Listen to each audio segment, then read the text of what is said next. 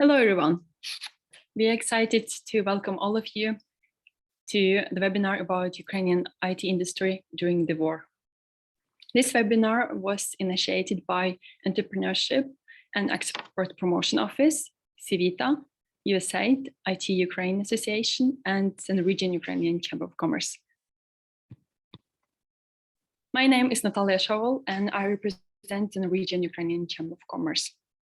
The Norwegian-Ukrainian Chamber of Commerce is a non-profit membership organization established by and for Norwegian and Ukrainian companies.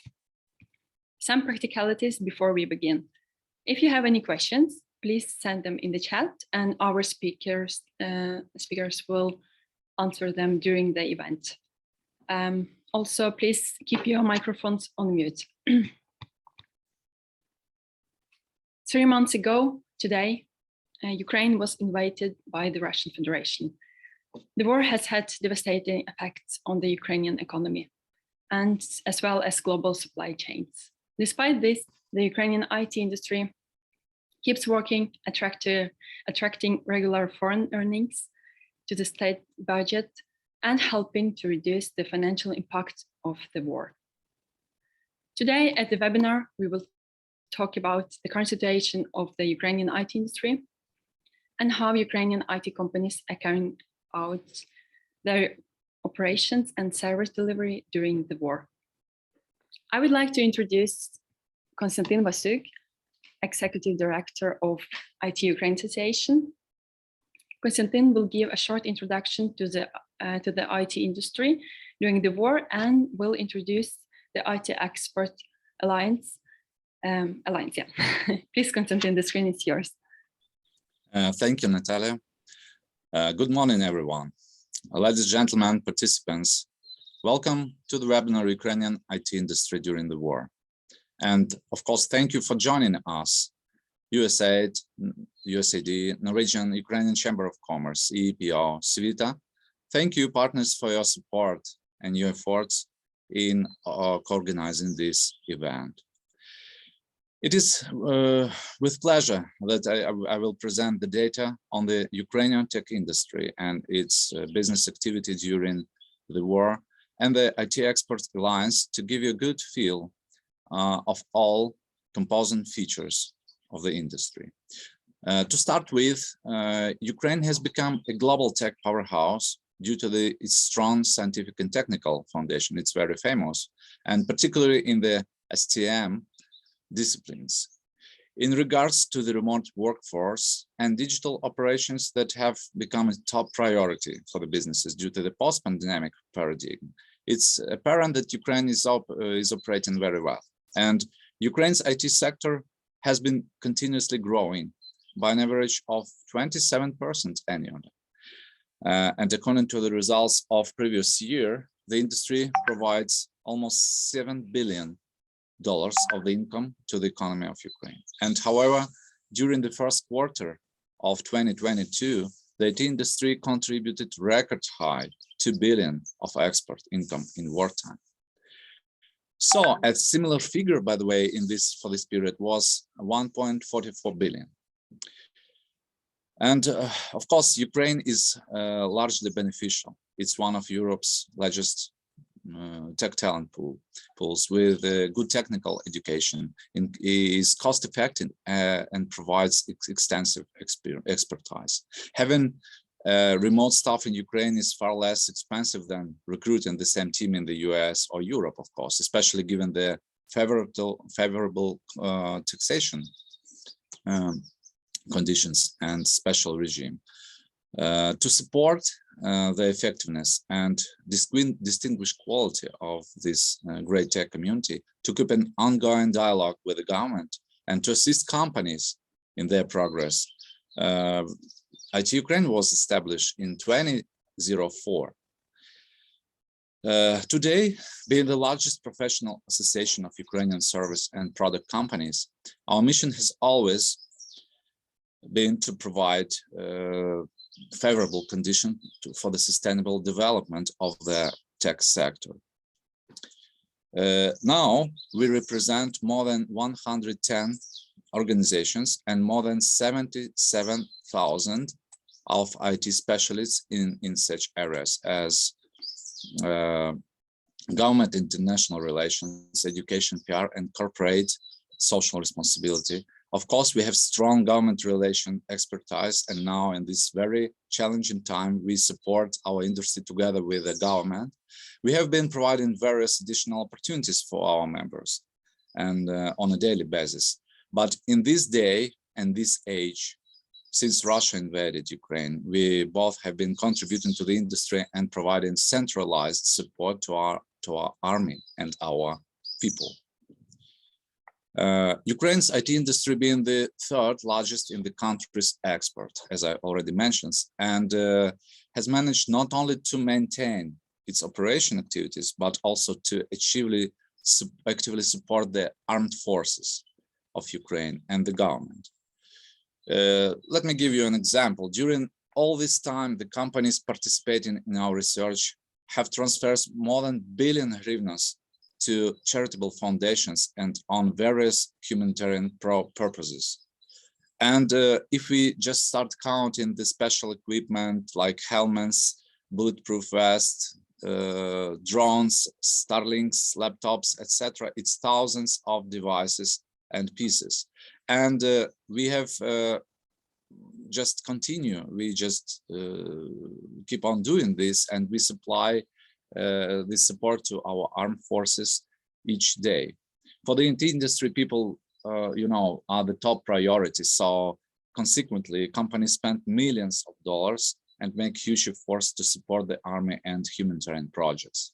IT specialists with military experience and skills have joined the armed forces of Ukraine, and from the first day, the rest thousands of experts are fighting Russia on the cyber front, fulfilling their work duties and ensuring that the currency is, let's say, to the state budget. This way, everyone contributes to our victory. And Ukraine's IT industry has demonstrated great resilience and adaptivity in the extreme conditions of war. First of all, thanks to the business continuity plans developed shortly before the war, some specialists were relocated from the eastern regions. Currently, more than 70% of IT professionals work in safe regions of Ukraine, while other 20%, mostly women, work abroad. By the way, according to our recent survey conducted by IT Ukraine associations, since the very beginning of the war, 3% of IT professionals, mainly with military experience, have joined the armed forces. In some small companies with staff up to 200 people, up to 20% of specialists join the army.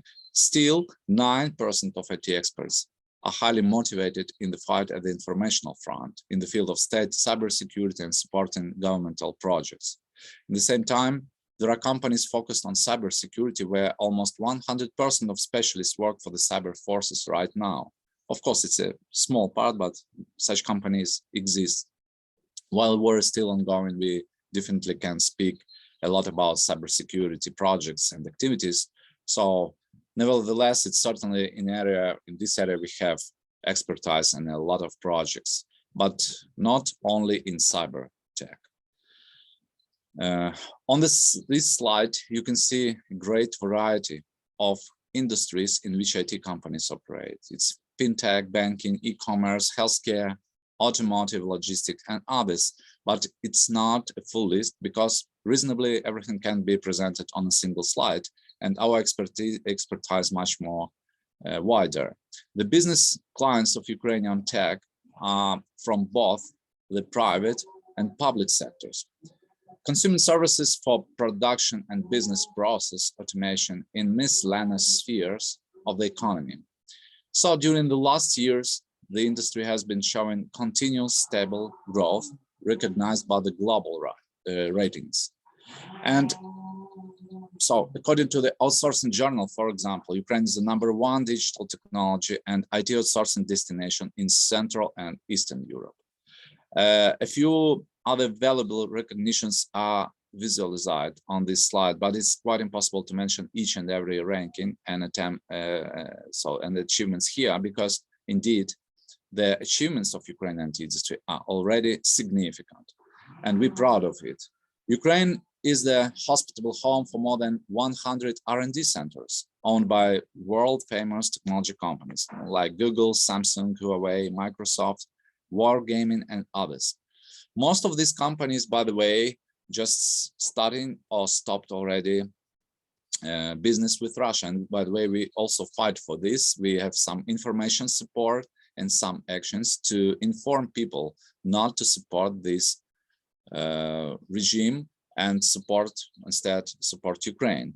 Of course, the main reason of wide cooperation with the global enterprises like this is a large base of highly qualified professionals in the field of technology. You know that we have a great lack of experts in the global market, so Ukraine can be very useful to compensate this lack. And high level of responsibility and customer-centric approach have already proven for many years of services by doing business with Ukrainian IT companies. Ukrainian tech solutions providers export their services mostly to the United States, the UK, European countries, Israel, and Canada. And the number of joint projects has been increasing. Number of joint projects has been increasing, as well as the export volume we already mentioned. So just simply doubled over the last 3 years. It shows the great potential of our country and our IT sector. More than a fifth of Fortune 500 list companies, also the customers of Ukrainian IT, among which you can see Google, IBM, Microsoft, Visa, Boeing, Dior, and many others. This various expertise has been of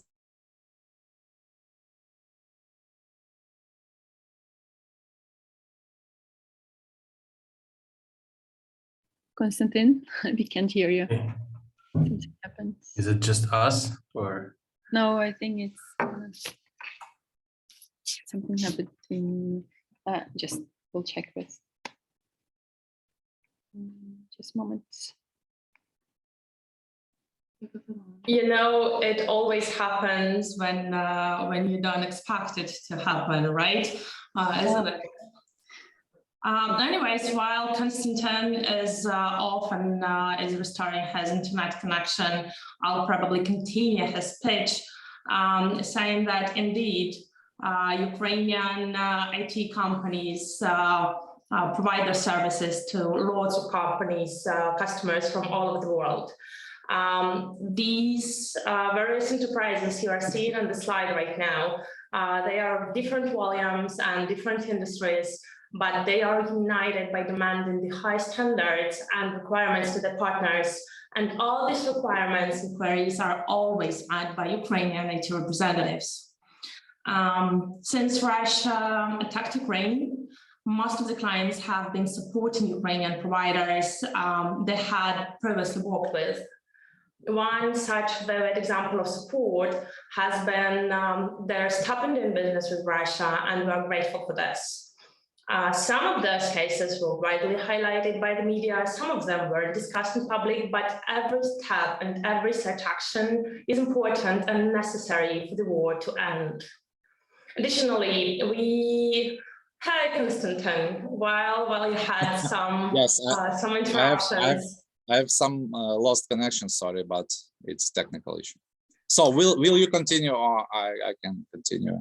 Let me finish probably, let me talk about these contracts and then you can go on. So I would like to say that we are happy to see that 52% of companies kept 100 of their contracts. 32% of companies quite close to this number. Yeah, you can see that it's from 90 to 99% of contracts. Now the trend is being even more optimistic. The projects put in pause are being returned to the operational processes, and the numbers are even higher right now. Our partners, they see even though the stated risks they have risen, still we're working them out and keeping on delivering the high quality products and services. Konstantin? Yes, certainly.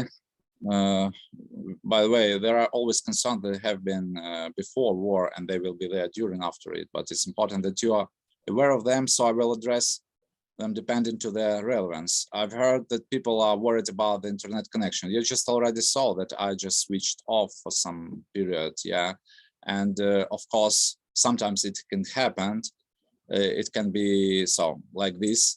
Still, we have a very good developed fiber optic network in Ukraine. So we have a quite sustainable and resilient network.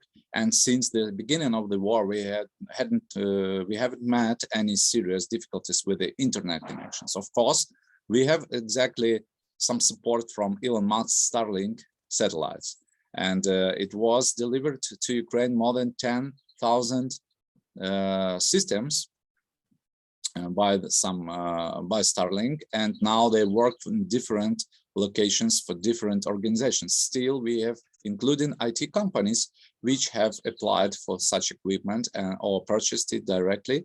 So we have special reserve channels in case we have some troubles with internet connections.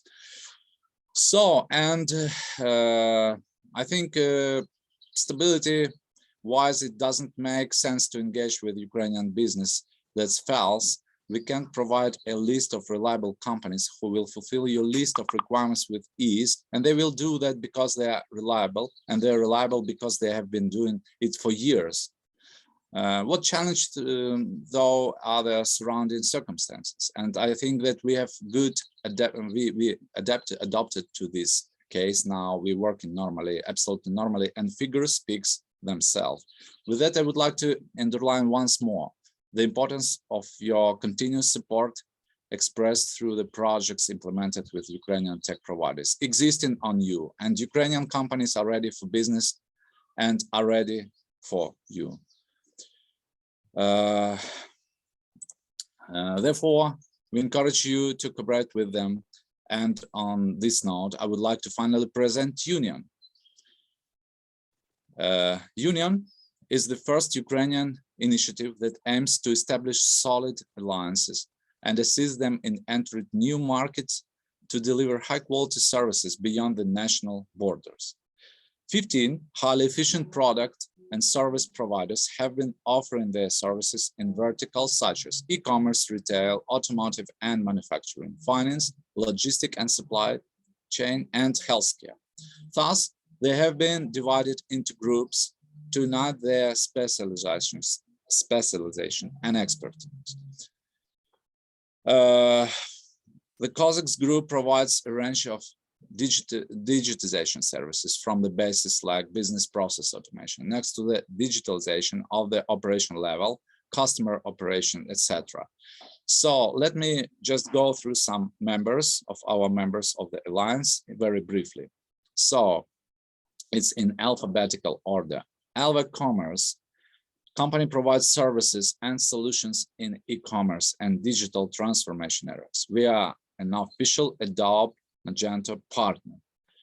CompuTools is a full-service software company that designs solutions to help companies meet the needs of tomorrow. This is very fast-growing companies and with very ambitious goals, and they already achieved high results in their business development, so they open for cooperation in new markets.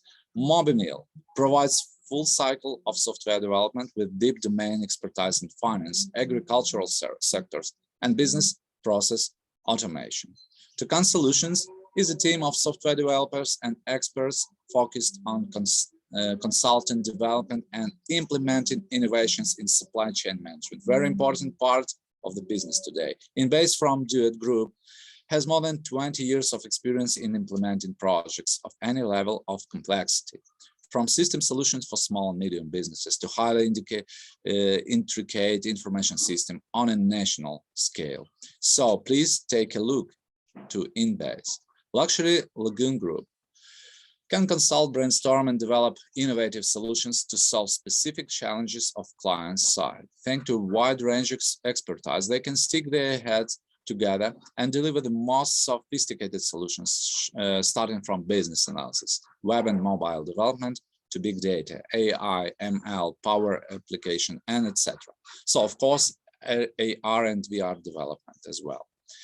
VVB Logic is a digital transformation company focused on transformation consulting, custom software development, software customization, and modernization, support, and maintenance. NX, a famous company, is an IT services provider, which with our 1,600 expert software engineers, the largest member of the alliance, on board with such quantity of people. And NX also NX partners with technology businesses globally, and they help to build successful engineering teams and create innovative software products. So just we're proud that NX as well in our big alliance. Big now, I mean 15 companies, but we are going to grow. DataMix is a software development studio focused on a new digital product development. UDS, Dynamic 365 Power Apps experts who provide dynamic services, migration projects, and support services. RNC is a European IT service provider helping transform business ideas and products concept into high-quality tech solutions. The last but not least, Vikings have sustainable expertise in mobile web, cloud, AI, VR, and AR technologies to create custom solutions that cater to your specific business needs. C Prime Group Company. This is an innovative technology consulting and custom software development company that helps startups and enterprises digitalize healthcare, automotive, and fintech domains. They are focused on these three main domains. Clever Road, being a technical advisor, consulting SMBs on business process digitalization and help enterprises augment their tech staff. Intetics, core strength in the design of software products and conditions of incomplete specifications. So Kindgeek is a full cycle software development company, turnkey solutions of ambitious technology professionals. And OpenGeeks Lab provides custom software services using emerging technologies. So just announcing our partners, our participants of the alliance, you see that how wide range of expertise do they have and how they are focused on the digital transformation, digitalization of the business, which is mostly actual now in these days. All these companies choose a variant that suits perfectly your case, and thus you can focus on your business targets, succeed, and do not worry about any technical issues as we ensure your software concepts full realization. To remind yourself of the verticals, each group and company is responsible within the lines for checkout the QR code leading to the catalog, where you will be able to read more information about tech group and exactly each of the companies presented. So thank you all for your attention, and please stand with Ukraine, support Ukraine, and we will win. Slava Ukraini! Героям слава. Thank you very much, Konstantin, for your presentation. And it's good to see that the Ukrainian IT industry is doing quite well despite of the situation. Now, our next speaker is Viktor Sanden, who is one of the founders of Speedfriending. A few weeks ago, Viktor and I had a chat during which Viktor mentioned that he's working with Ukrainian IT developers. And so it will be very interesting to hear how Viktor's cooperation with Ukrainian developers was before and after and since February 24th of February. Viktor, the screen is yours. Thank you so much. Can you see my presentation now? Yes. Okay. So my name is Viktor, and quite a few years ago, we started an initiative called Speedfriending. And it's basically to reduce loneliness in society by creating social arenas where strangers meet, talk, and befriend each other. We've now organized well over 200 events all over Norway, Denmark, and some in Germany and Australia.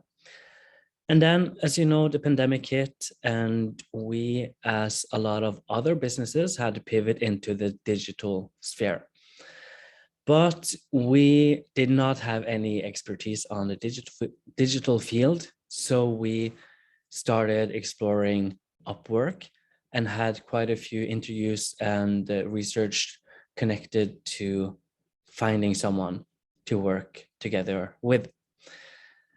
We came over a company based in Zaporizhzhia in Ukraine, and we had a very good dialogue with them. We chose to work together, and this was in March 2021. This is just a couple of pictures from our events the past year. We are working together with universities, conferences, festivals, and municipalities. But on the digital side, we are working very, very closely with a Ukrainian company.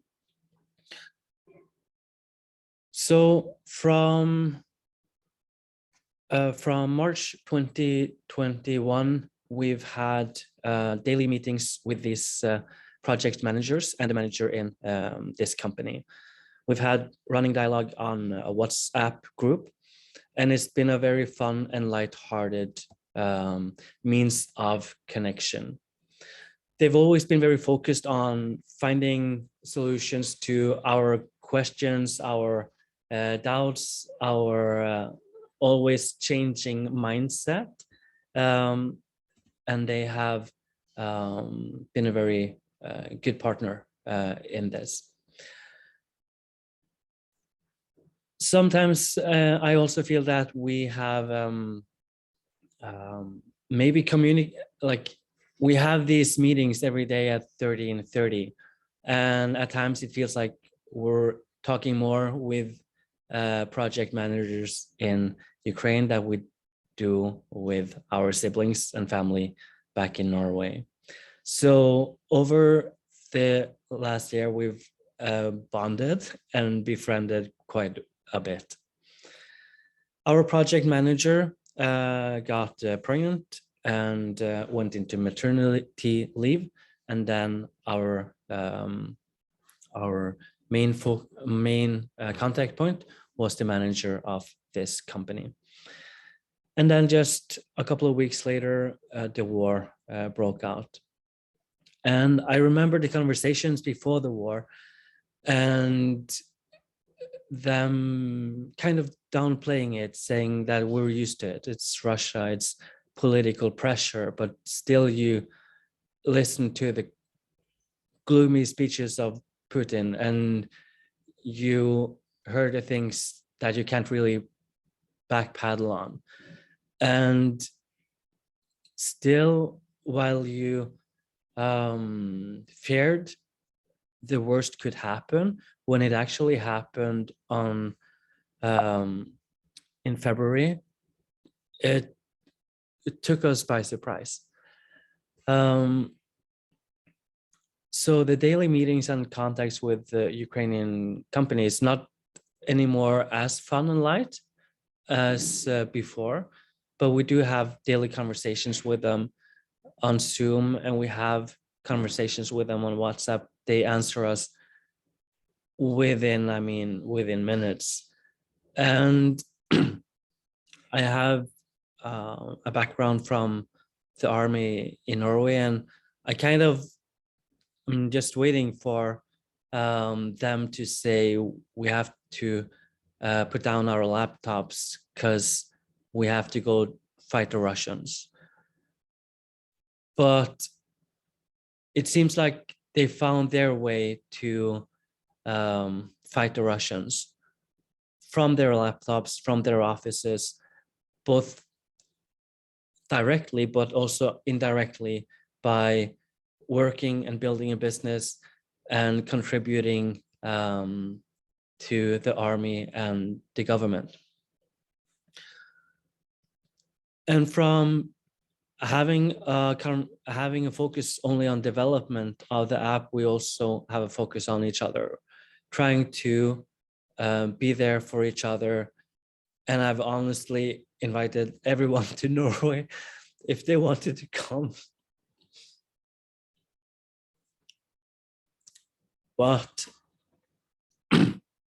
it's I mean, it's been challenging also for the Norwegian team, because I think the first 2-3 weeks we couldn't really focus on anything else than reading the news and spending time on Twitter, trying to locate the better sources, but trying to be inspired by the Ukrainian company.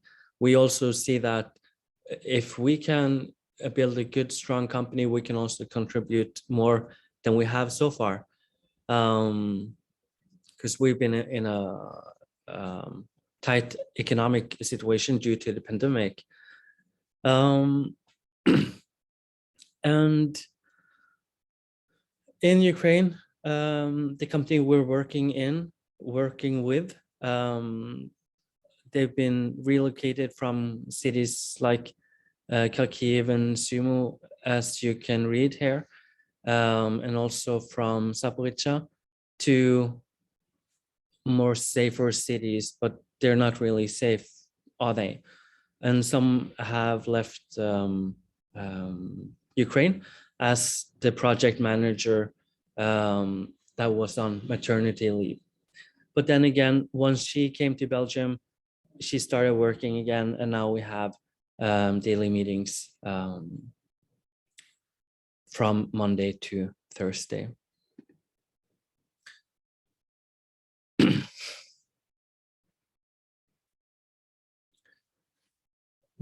And quite a few people have also asked us, how has it been working with the Ukrainian people during this time of war? Do you have any backup plan? And I mean, you don't really have a backup plan when this happens. And they have also shown us that a backup plan is not necessary, because we have been able to work and we have had a lot of progress the past 3 months, even though it's been a very, very difficult backdrop. And I can only imagine how it is working under these circumstances. And I'm very impressed that they are keeping a focus on this, but also if they were not to, that wouldn't be a challenge. We want to support as well as we can. We have so many friends in Ukraine and so many friends living in Ukraine. So we're just trying to be there for each other. And I think that's what I have. Thank you. Thank you. Yeah, thank you, Viktor, so much for sharing with us your experience. And yeah, actually, Viktor been to Ukraine with us in 2018 for the first time, right? Yeah. Yeah. And we also have these speedfriending events in Oslo and all over Norway, and we also have quite a few Ukrainians coming.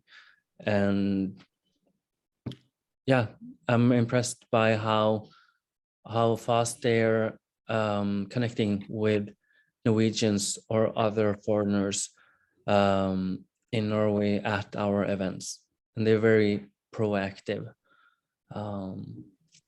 Yeah. Thank you. Now it's time for a panel discussion, and Olha Sitnichenko, head of international relations in IT Ukrainization, will moderate the discussion between the companies. Please, Olha, the screen is yours. Thank you so much. Indeed, it's time for panel discussion, and I'm honored to introduce you the participants of our conversation today. Iryna, is Business Development Manager of Kindgeek. Orest Furhala, Head of Alliances and Partnership from NIX. Shevchenko, Partner, DataMix, and Ivan Dmytrasevych, CEO of UnameIT. Thank you to all of you for joining us here and sharing your insights and your experience dealing with the business operation during the war. Definitely the attack of the Russian Federation has influenced all of us. But if we're looking at it from the business point of view, how has the war affected the work process in your company? Iryna, ladies first, how is it for Kindgeek? Hello, everyone. First of all, thank you for all of your support and kind words from Viktor. We can feel all of the support of the civilized world, and it encourages us a lot. You encourage us as well and motivate us. So Kindgeek is based in Lviv, the known city right now to probably everyone. We are lucky to live in such a beautiful city, and it's not only the main humanitarian center these days, but it's also IT hub of Ukraine after Kyiv and Kharkiv. And we are very close to the Polish border, only 70 kilometers from Polish border and almost 1,000 kilometers from Kharkiv. So Kindgeek has never worked with Russian businesses, so we were never dependent on Russia. We worked with European companies, companies from United States, a lot of fintech projects from United Kingdom, and I would like again to thank to all of the companies that stayed with us and support us. So none of the contracts was closed during these times. And we have signed contracts with new customers, like from Germany. We have great support from Estonian new company partner, and we are communicating with several companies from United Kingdom currently. So obviously before this situation, the new challenges Kindgeek had to prepare. So we are quite a small company. We have only 100 IT experts on board, but we are agile-driven organization, which helps us to stay efficient since the pandemic times. During the pandemic times, Kindgeek revised all of its processes to work efficiently, to focus on work wherever you are in a remote mode. And we obviously prepared the BCP, the Business Continuity Disaster and Recovery Plan, updated it in January before the war. So the disaster recovery plan was shared with all of the clients, all of our employees.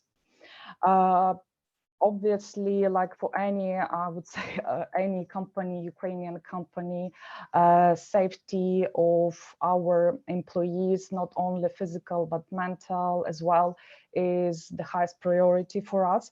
So the company has changed mainly its communication ways, I would say, more communication with our employees and our clients. First of all, we actively support all the employees from eastern part of Ukraine, and we helped everyone who needed relocation to western part of Ukraine or abroad. Few people left Ukraine and are working currently from European Union countries or United Kingdom. We developed a policy to support workers who have decided to defend the country at the front. We created additional communication channels in case of blocking some resources. We have like emergency statuses for everyone and so on. And the second, like the main stream for us, it's for increasing communication with our customers. Obviously, like everyone, when the war started, everyone was in a shock, first of all, for maybe a few days. So we needed to adapt very quickly, and we did it successfully. And we have a much closer engagement with customers, especially in those early stages, to ensure that Kindgeek continues to plan to meet all the commitments and works actively to smooth the delivery. And we additionally monitor client satisfaction and the state of our employees as well. We also continue cooperating with the Lviv City Council. So we used to take part in many initiatives before the situation, because social responsibility is one of the main values for Kindgeek. And we, like all IT companies, we do transfer funds from the company, from the employees, to the state defense, to support a charitable foundation, to pay taxes in advance, and support not only our employees and their families, which is very important, but also support the state economy. As we know that in Lviv, according to Lviv IT cluster, one IT expert creates at least three jobs in Lviv. So currently, as I said, we have already signed several projects. We are hiring during these 3 months. We've hired 15 people, and we are still hiring. We have available resources as well, and we can start new projects and open for cooperation. The war didn't influence us on the processes because we had to work and earn money, and some audit processes started before the February, like audit of our processes, as we are one of the fintech. So fintech is one of the main domain for us. So we had such audits from with our vendors to pass the PCI DSS certification, which is really important, and we passed it recently. Thank you, Iryna. Yeah, thank you so much. Ross, how the work processes with DataMix were affected by war? Thank you. So my name is Shevchenko. I'm a managing partner at DataMix. Yeah, we got here a lot of questions from our European colleagues and the companies, but in order not to make it as a monologue, please feel free to put your questions in chat or ask them after that. Okay. So how has war affected the work process in our company, DataMix? I can say, and I thank you, Viktor, Sanden, for sharing your thoughts, because you took a lot of words out of my mouth. Actually, in our company, it was the same. Nobody believed something is going to happen, and nobody believed, but everyone prepared some sort of crisis plan. And in our company, we had a meeting called "If the worst will happen, we will." Like what we will do. And very soon at this meeting, we realized that the measures that we discussed are very similar to what we already did when the pandemic started. And we understood that pandemic already taught us that we can work very efficiently with a flexible office, which means that we can go to office just when we feel comfortable with, or even without office. We should think about supplies ahead in order not to, visit crowded places extra time, to have a portable charger or be ready to switch between different internet providers, just in case you will have electricity shut down in your house. So basically, does the war different from pandemic? Yes, of course. And without exaggeration, I can agree with Viktor. We had some sort of shock for the whole first month. Was the most disturbing, I can say, maybe for each Ukrainian. Not only because we were thinking about what's going on and what we should do, but also the fact is everyone was feeling exhausted. It's a logical, natural process. We were mobilizing our resources to fight the aggression. At the same time, we were working to ensure safety of our close ones, and we were thinking about how to, continue working to make sure our people have something to eat and they have a possibility to, you understand what I mean.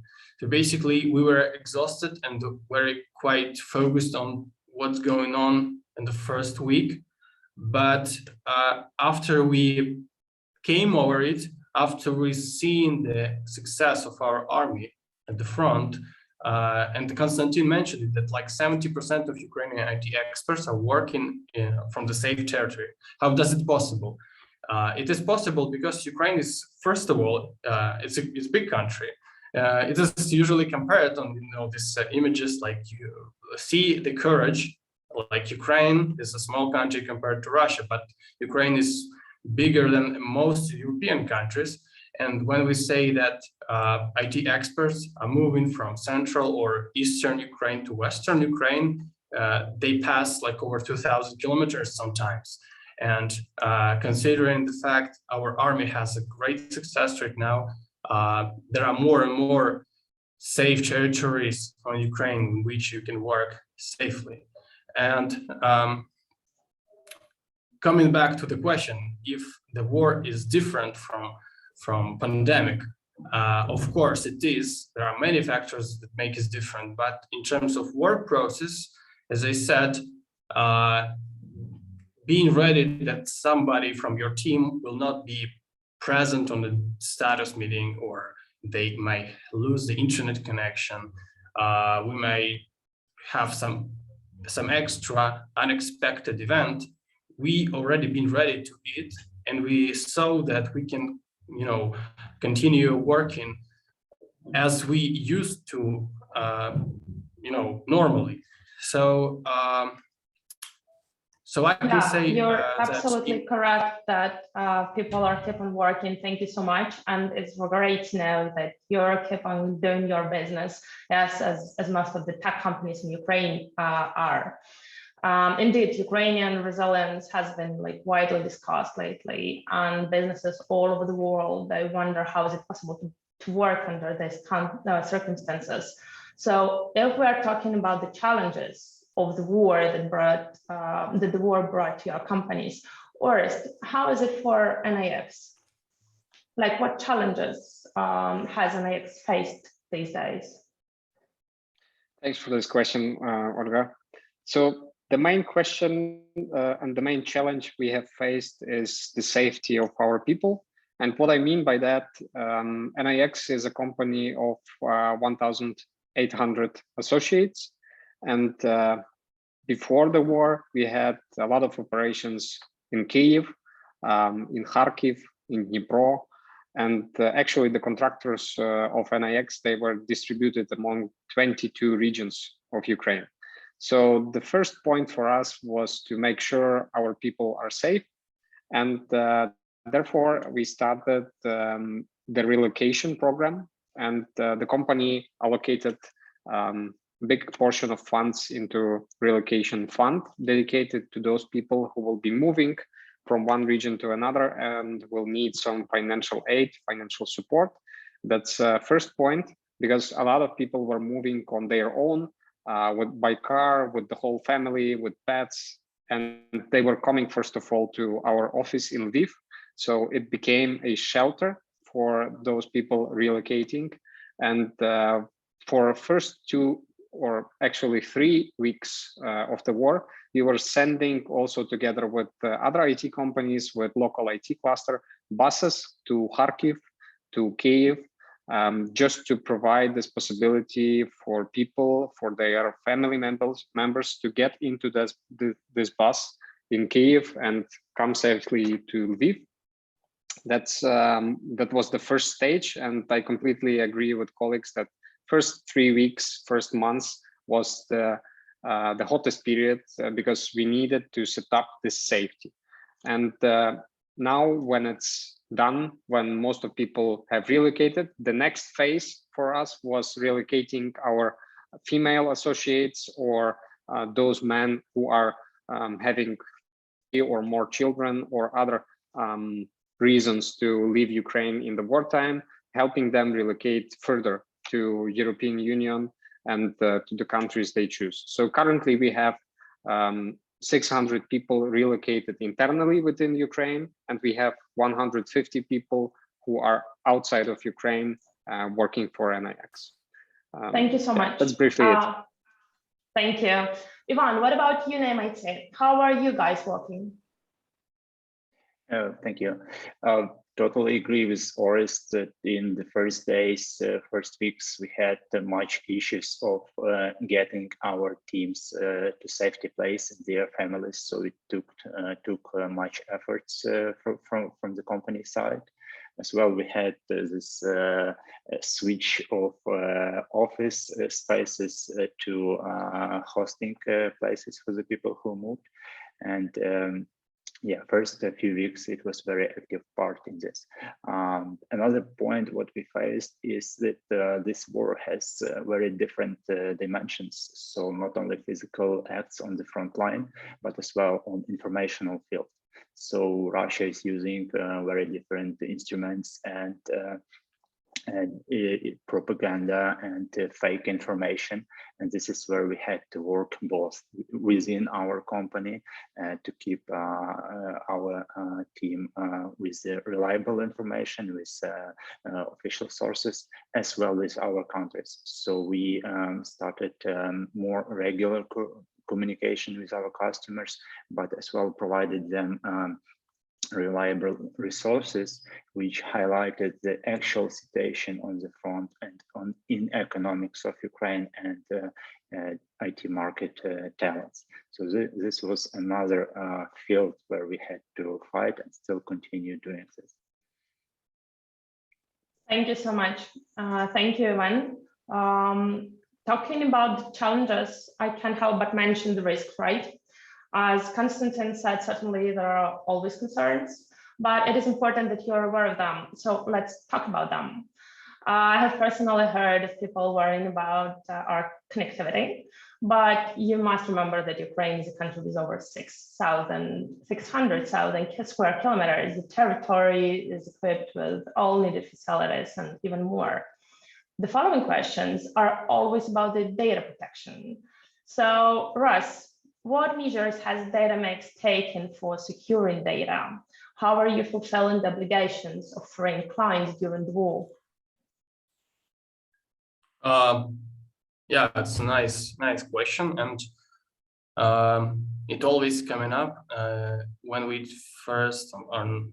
during the first negotiations with clients. Not only during the war, it's a pretty standard question. And I always said that the security, data security is a mutual question. It should be ensured in 360 degree, and we may follow the best practices in data security. But if some employee of our customer will be having a smartphone or a laptop without the password, and he will lose the data, whose responsibility will it be? So war is war, but data security is very important and universal thing that it's a standard in our company.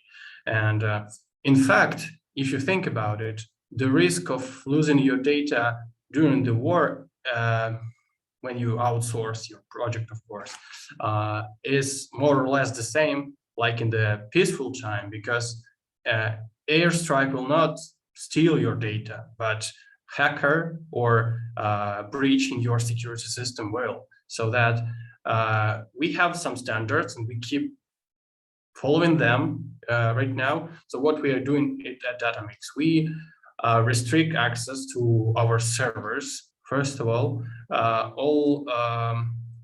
the connection with services, third-party services we using is done through secured connection, HTTPS rather than HTTP, for instance.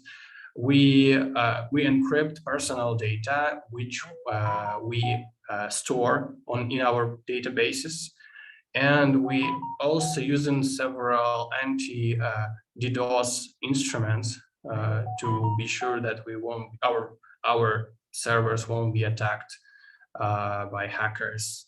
It's if you ask me in a few words, if somebody is interested in more detailed explanation how it works, I can, of course, answer maybe after this webinar. Thank you so much. Definitely, like we have this chat function, so I ask all the attendees if you have any questions, please type them in the chat, and our participants or speakers will cover them. Orest, what about the data protection and fulfilling the obligation before the clients, for the NAX? Thanks. So I will divide this question into two parts. So first one will be regarding data protection. So as Iryna already mentioned, PCI DSS compliance, it's an important certification for those companies working with fintech sector, and NAX is definitely one of them. Actually, we were PCI DSS compliant for over 10 years now, and thanks to cooperation with our banks from the UK and other fintech customers, back in 2014, when the Russian aggression started, we already took some measures that helped us to be more prepared to the situation when the real invasion started, the more massive invasion started this year. So ISO 27001 for information security is the certification we have obtained a few years back. And that's well-recognized standard for data protection for information security.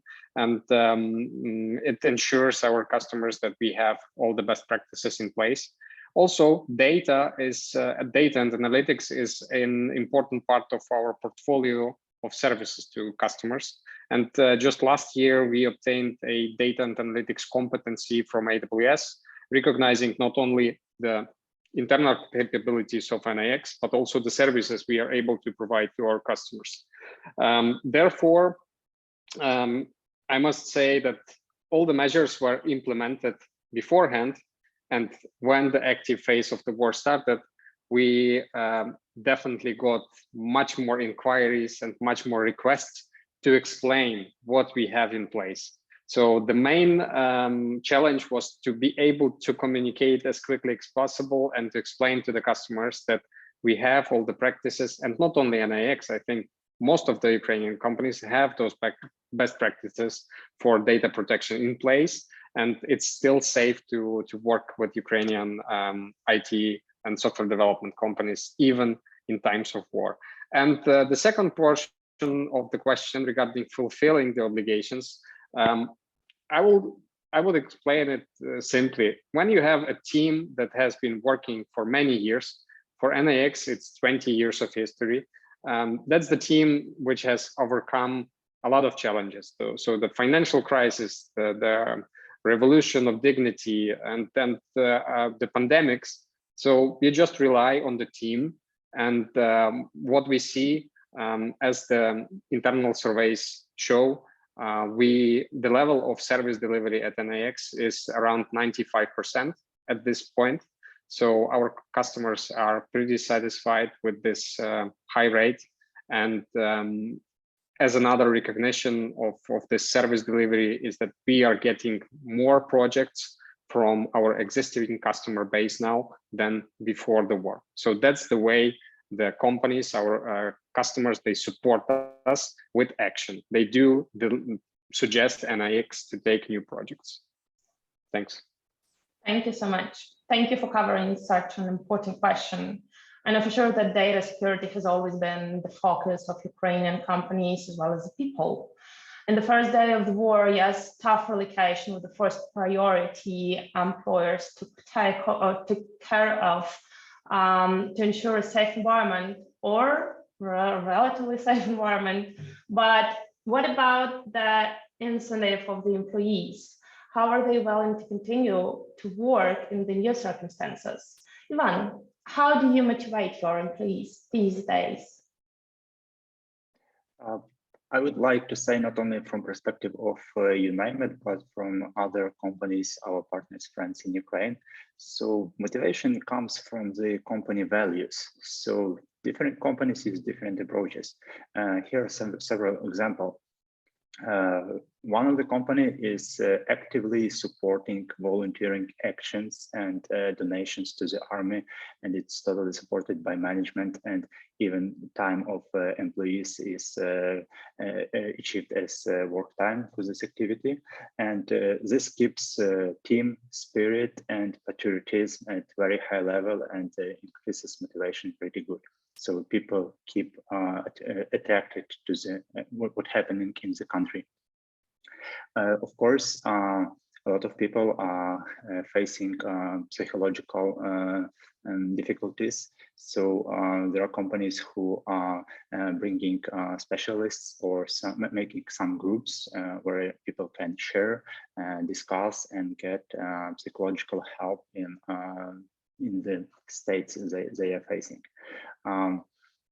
Good examples are showing few companies whose teammates decided to join Ukrainian armed forces or territory defense.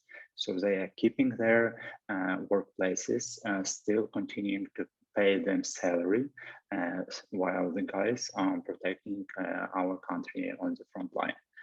And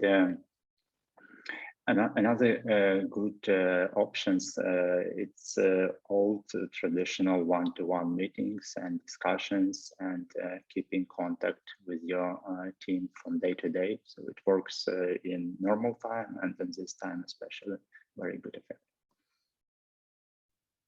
Thank you so much. Iryna, could you please tell us how is it for Kindgeek? How do you motivate your employees? I agree with Ivan that companies' values are here like the most important thing. At Kindgeek, our mission is to be a platform for positive change for our clients and employees, and it didn't change. So we are positioning us, our company, and our employees as economic front for the state. We have very unique skills to support to earn money, first of all, yes, to support our clients, our families, and our country, except the social project, except volunteer, which is also in place a lot, except the donation. We have daily mental health support meetings where people share feelings, experience, and learn techniques on how to help ourselves in a difficult period of time. Realizing that the company will not leave you in a trouble is very important as well. And in case of mobilization, you will get help. Your job is vacant and waiting for you when you return. Also, we have this concentration on work for some normalization due to the fact that the normal work routine is maintained with processes, meetings, work, where you can feel safe. Also, well, educational domain is one of the main important domains for us. And we also have these Kindgeek school, and we conduct educational events non-stop, including for security, etc., psychological, other events that will allow us to develop new skills for the future. Also, we have this constant synchronization with the HR department, and obviously a very big support from all of our clients. And this is one of the main motivating things for all of us. Thank you. Thank you so much. I would like to thank all the attendees for their question fulfilled in the registration form. We united some of them, and I hope we've answered them. One is left, and I would like to hear Konstantin's thought about it. And of course, I would like to ask our speakers to join the discussion if they wish to add anything. So Konstantin, the question is, how does Ukrainian IT industry prepare to the afterward brain drain? Will there be lowered or zero taxes for IT industry after the war to attract new companies? Oh, thank you for the good question. So, because really we always looking forward, and we have always we've been developing any different crisis plans, business continuity plans. And in this case, of course, we are thinking about the future. And first of all, it's not about, we are thinking not about brain drain, but I will give an answer. So we think about how we can be useful for the state, for the country, to rebuild the country. Because in this, it's of course a big challenge, but it's a good chance as well to change something, to improve something, yeah, what's existing in the state. And our knowledge base can be very useful and can be helpful for Ukraine after the war. So speaking about brain drain, we have some, again, according to our survey, we have some, let's say, estimation how many people can leave country after the war, and it's not more than up to, let's say, up to 15%. It's an estimation of our members can leave country, but again, it doesn't mean live forever, yeah, because maybe some period of time will be like, you know, stress. People want to change some environment and maybe think about different type of living or different country. Most of IT people, like all Ukrainians, are very patriotic and they want to give an input to the country. So how we fight with this potential brain drain? Maybe there are two ways. First is building offices in the countries, which can be potentially the target countries for these people who want to live. Yeah, and so you can go to your, let's say, your company's office, but in other country. Will it be brain drain? Well, it's very discussive question. Second one, of course, we should work, and we are working with the government to make some, let's say, some solutions, to provide some solutions to confirm people that the preferable conditions will remain in Ukraine, even if some crisis after the war will still remain as well. So I mean, it's on the psychological level, the work on the psychological level, because there are 3 points important for people. Yeah, first of all is safety. Second is ability to work and have professional growth, so have access to basic features like offices and ability to work just like professional. And third is children and future of the family. Yeah, you know, because if some children will go to school in Poland, let's say this September, so it's a high probability that some people will stay in Poland. Yeah, it's an example.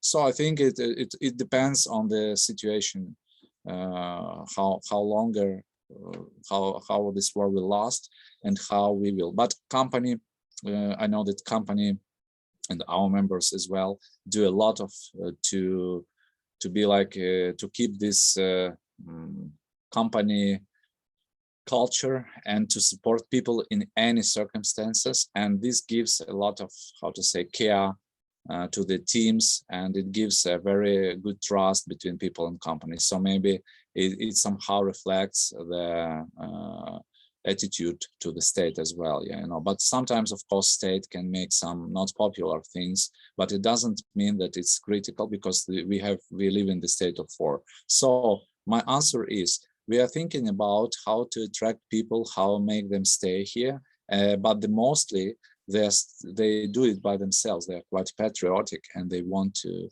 make their inputs to rebuild the country in the future as soon as war is stopped. Thank you so much, Konstantin. Here, if it's possible, I would like to hear also the Norwegian point of view. Viktor, maybe you can share with us your thoughts. Have you thought over this question? Like, what are your estimates? How many Ukrainian refugees will stay in Norway? Yeah, all of us know that Norway is hosting thousands of Ukrainians.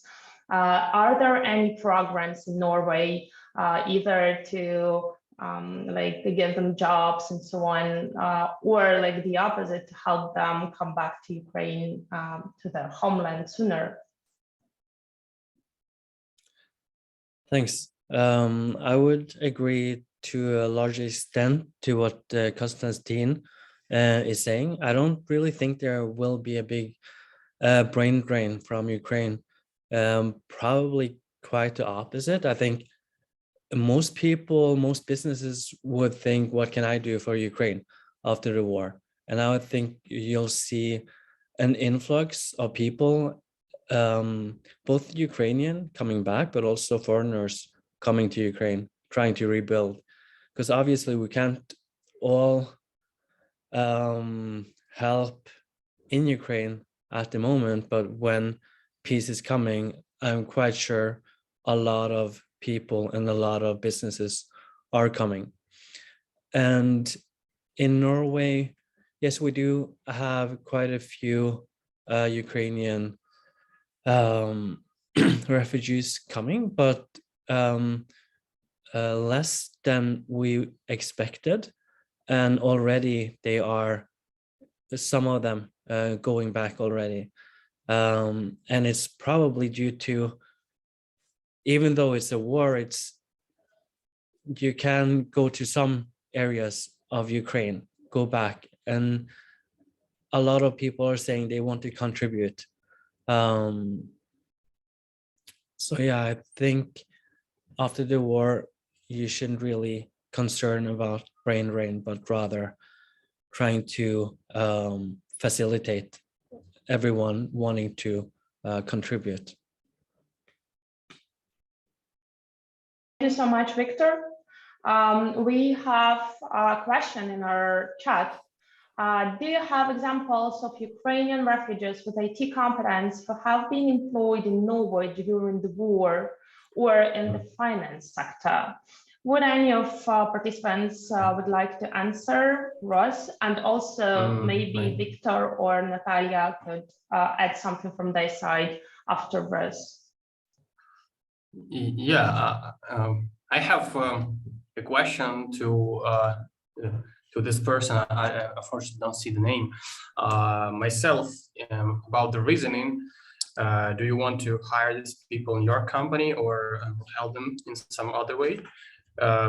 Because in IT sector, I can't say for others, but in IT sector, and it's our big advantage, we don't have a lot of physical facilities that we lost, and most of our work process is in the cloud, online, and because of that, people, they keep their jobs, and in IT sector, they usually not live in Ukraine, or at least they're not living in the companies they're working.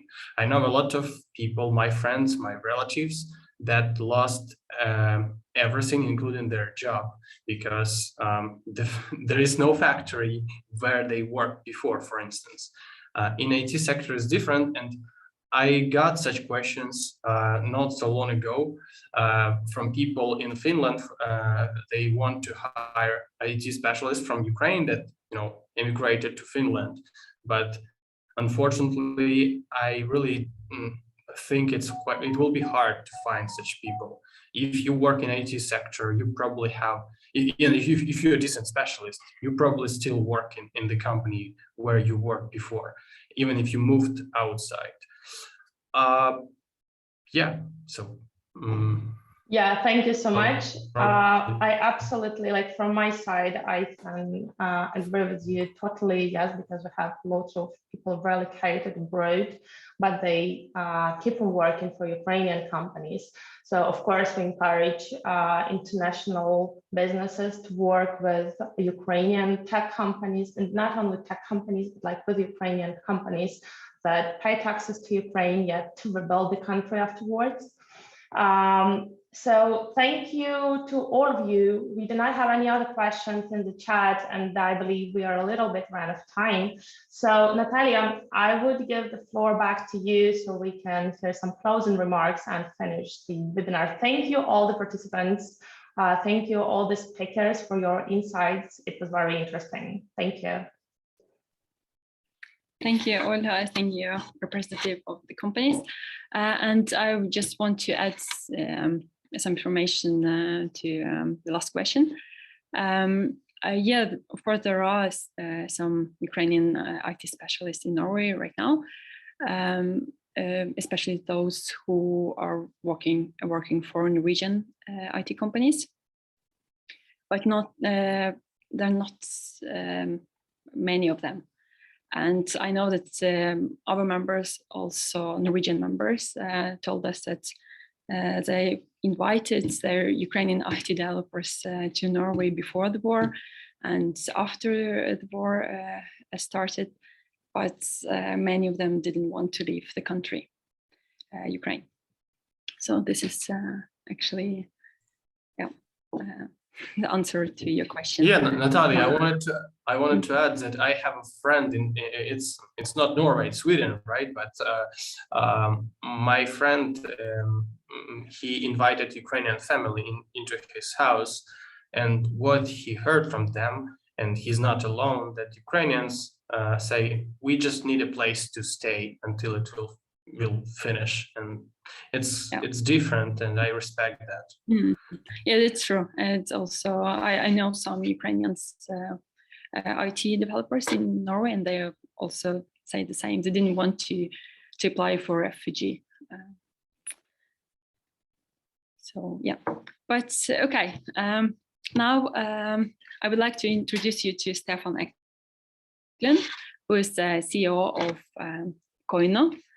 Stefan will say just a few words about the opportunity for B2B meetings between Norwegian companies and members of IT Expert Alliance. Please, Stefan, the floor is yours. Hi. Yes, this has been a really nice webinar. I've learned even more, and we do help when it comes to matchmaking, and there is a lot of different companies, different verticals available in this alliance, and we can help both with the Norwegian part of it for those who need more support when it comes to that, and we do also some development ourselves, so we know a little bit about that. It was interesting to hear how the industry works, and I think also the Crimean War and the COVID prepared for even more remote work, and remote work was already something that all IT companies do a lot, especially those who also do outsourcing. So I want to contribute with more information about how this works, and in different ways try to inform Norwegian companies. We work as a marketing agency, a web and marketing agency. Yeah, IT development is something a bit new for us, but we wanted to help a lot in the way we can, and to inform, so Norwegians are aware that this actually works, and it's important for getting foreign currency into Ukraine, and to keep the wheels turning. And I've also heard that the Ukrainian IT developers are freed from military service as a strategic choice.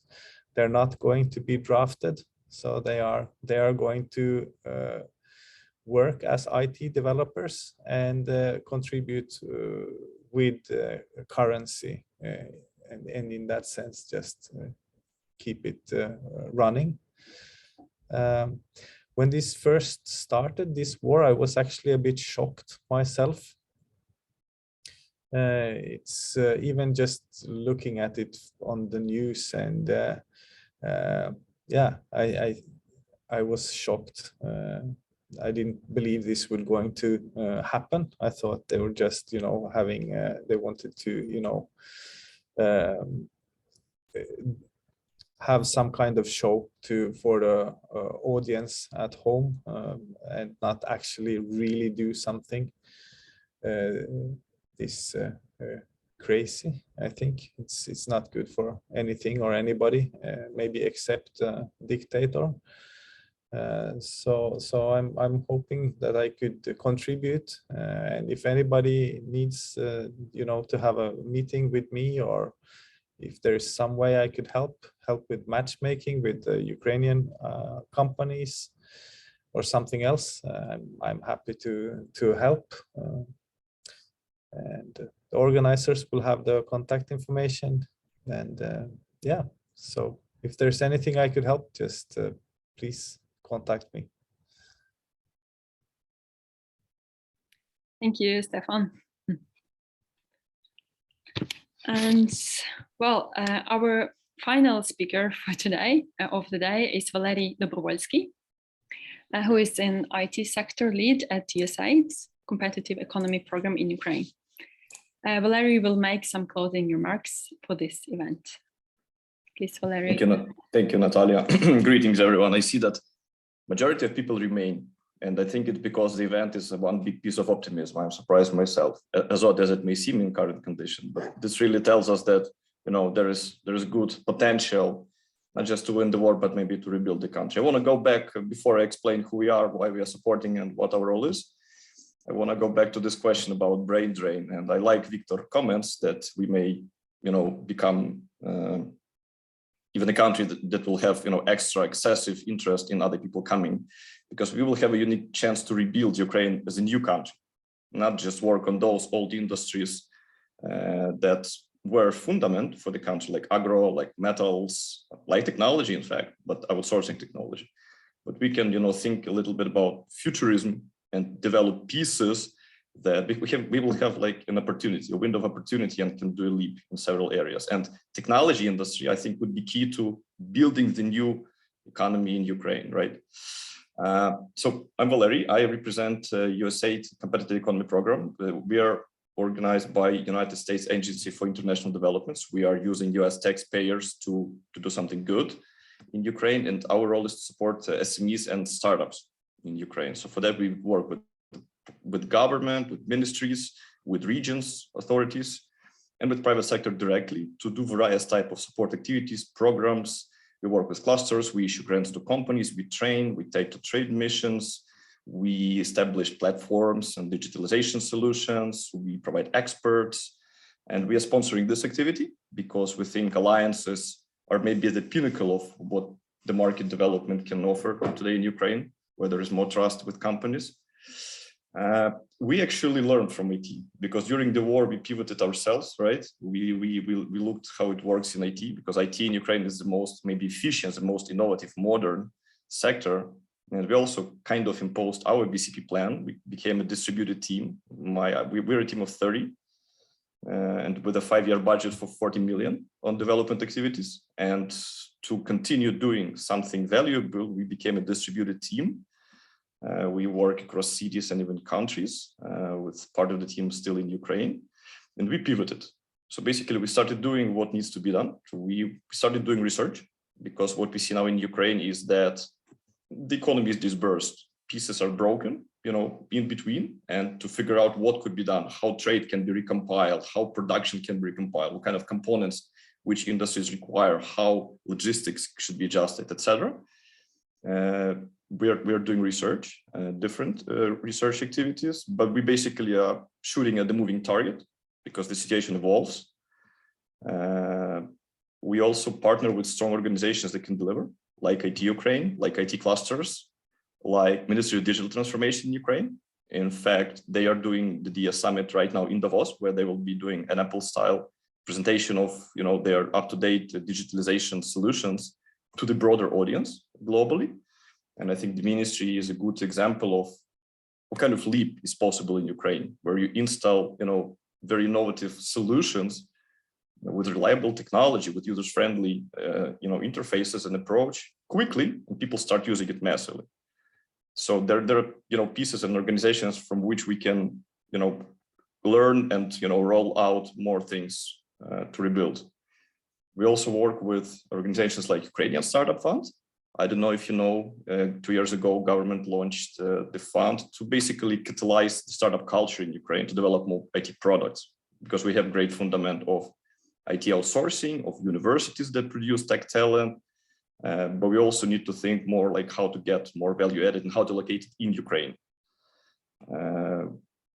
We also partner with universities, developing entrepreneurship centers in universities. And I think all those pieces, they will get even quicker and they will help, rebuild. Now, if we look at tech industry, it's a good case of how resilient the industry proved to be.